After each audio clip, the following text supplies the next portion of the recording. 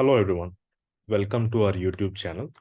So our YouTube channel's name is DevOps Motivation, and the purpose of this channel is to share my DevOps learnings as well as motivate others to join this journey. So in today's topic, we'll be seeing how to generate an SBOM file using Trivy tool. So Trivy, it is a tool mainly used to detect vulnerabilities in a Docker image. So it can act like a detective and scan the vulnerabilities in a Docker image. So that's the predominant feature which Trivy is used for. But in this video, we'll see how to generate an SBOM file using Trivy.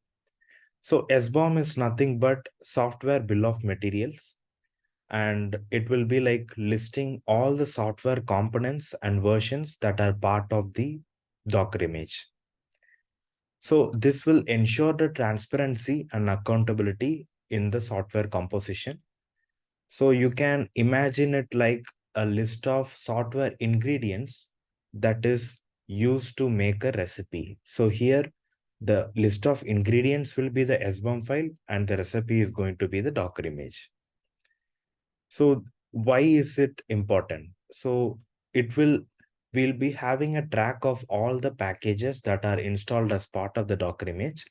And if there is any vulnerability fix with related to security, then this particular file will also be updated, which will help us in keeping track of this particular Docker image. So yeah, without further delay, let's just see a demo to visualize it. So I have installed Trivy in my Mac OS. So brew install is the command, but I'll just link the documentation to install it on other OS as well. And once the tool is installed, we are trying to pull the Docker image. I have pulled Nginx, and let's run this particular Trivy command. I'm switching to my terminal. So here, let's try to run this particular command. Let me copy this. So as you can see, it is saying the vulnerability scanning is initialized, and it has completed the scan. It is saying there are low, medium, high, and critical vulnerabilities. So it is saying like this is the library name, this is the CVE vulnerability, and what is the severity, and what is the installed version of this particular library, and also the possible fix.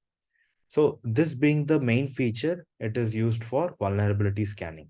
Now let's see how to generate an SBOM file. I'm clearing my terminal.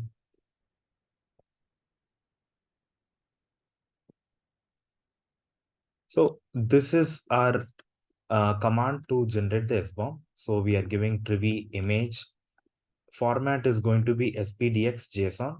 So there is also another format called Cyclone DX. So these are the two predominant SBOM formats that is being used. And this is the output file. We are storing it as a JSON, and this is the image that we are running against. Let's just execute this command and see how it is writing that particular JSON. So the execution is done. So if you see, like, there is a JSON file that has been generated. So let's go to our Visual Studio Code and see how that JSON file looks like. So here, if we look at the JSON file, we are having the name of this particular image, and this is obviously scanned by Trivy tool. And it is saying like these are the packages, list of packages, and it is saying this is the package name, add user is the package name, and this is the version that has been installed, and this is the license, open source license details or other license details. So this is going to be like listing down all the packages and their respective versions and other informations. So once we have this JSON ready, we can commit this to a version control system like a Git.